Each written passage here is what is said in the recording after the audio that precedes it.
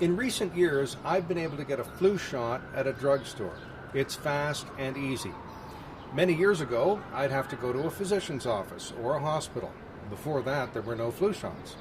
Well, how can the healthcare system be more responsive and more cost-effective? Many people argue in favor of midwifery.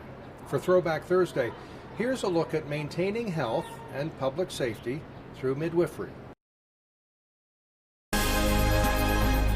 Hello, I'm Allan Bonner. Canada was the last developed country to recognize the practice and profession of midwifery.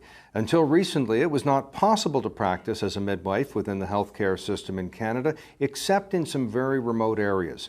But with a dwindling supply of physicians able to do the job and Canada's birth rate growing, there have been some efforts to make midwifery a central part of women's healthcare in our country. Now, I've got a vague sense of what nurses go through in their education. They were in another faculty when I was an undergraduate, but they hung around for 4 years and got a degree like everyone else on the campus.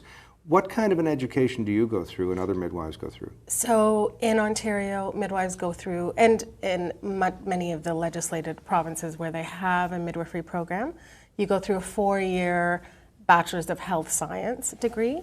So we come with a university degree that is, we specialize in normal birth. So I, would call myself a specialist in normal birth, but having that background, I also am well aware of the emergencies that can come up, and we know, we do a lot of training in emergency skills also. Sounds like similar curriculum to a nurse. It's actually more similar to, I would say it's partway between what nurses get, what family doctors get, and what obstetricians get. It's been a long time since I was in I was going to say operating room, it wasn't. Whatever room in the hospital my wife had our children in, there were a lot of people in there. We had a physician there, we had a nurse there, I was there, and Manavi, where would you have fit in had we used a midwife? So if everything is low risk, we work very similarly to family practitioners who do obstetric care in urban settings. So you would essentially have had 2 midwives at the delivery and our students, at least one student usually. So it would have been you, your wife, anyone else you guys wanted there, and then just the midwives. And everyone else is kind of available if you have a hospital birth outside the door, but they're not in there with you. Why aren't nurses doing this work? Because it just seems really natural that you have this education, you have this skill, you're in the hospital, most nurses are female.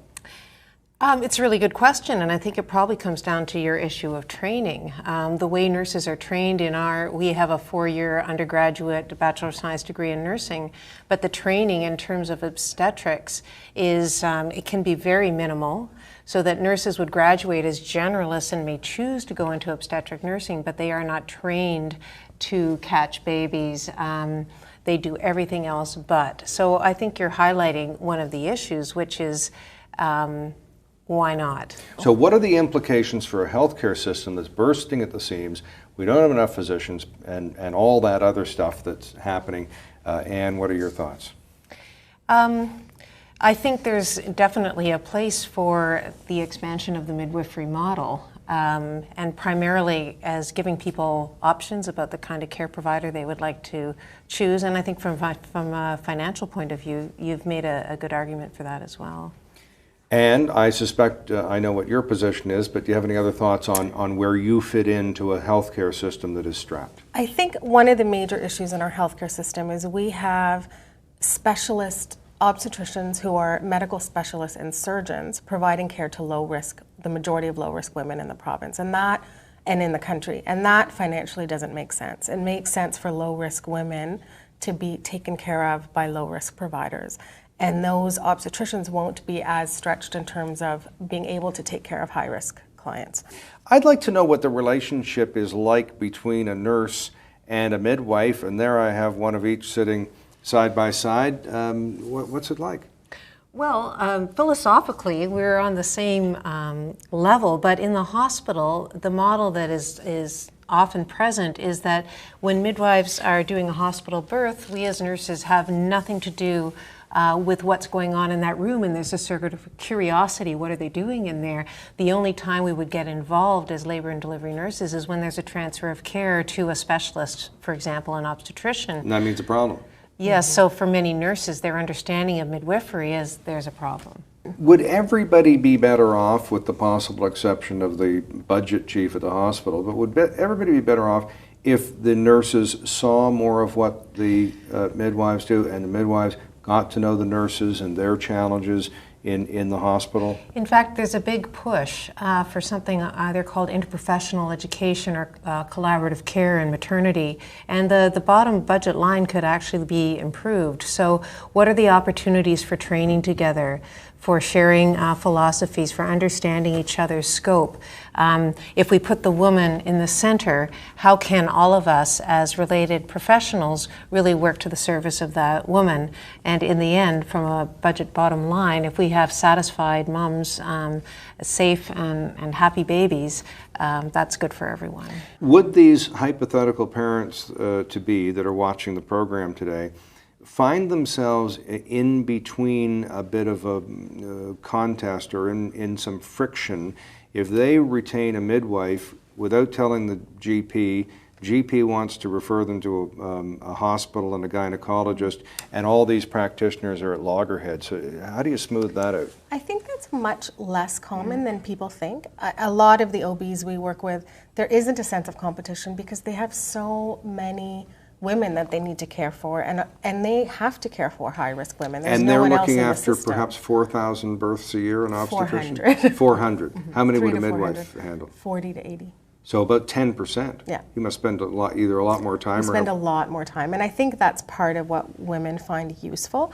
What I would say is if you're not sure, call your local midwifery practice and go for what we call an initial session where we talk about what midwifery is and what we could offer and our philosophy and get to know the woman a little bit. But I think one of the big benefits is we spend an average of 30 to 45 minutes per appointment, and OBs schedule an average of 5 to 7 minutes per appointment. And that's a luxury that we have as practitioners. Well, thank you both very much. You bring back great memories of being in the hospital and watching my kids get born. So thank you very much for doing that, and thanks for all the information that I'm sure our viewers benefited from. See you next time.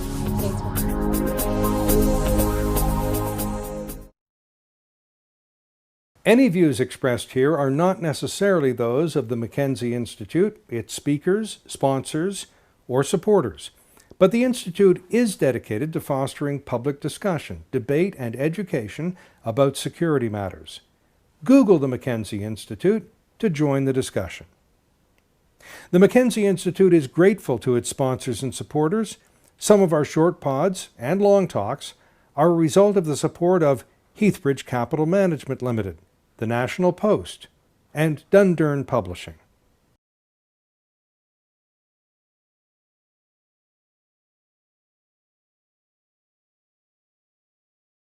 Any views expressed here are not necessarily those of the Mackenzie Institute, its speakers, sponsors, or supporters. But the Institute is dedicated to fostering public discussion, debate, and education about security matters. Google the Mackenzie Institute to join the discussion. The Mackenzie Institute is grateful to its sponsors and supporters.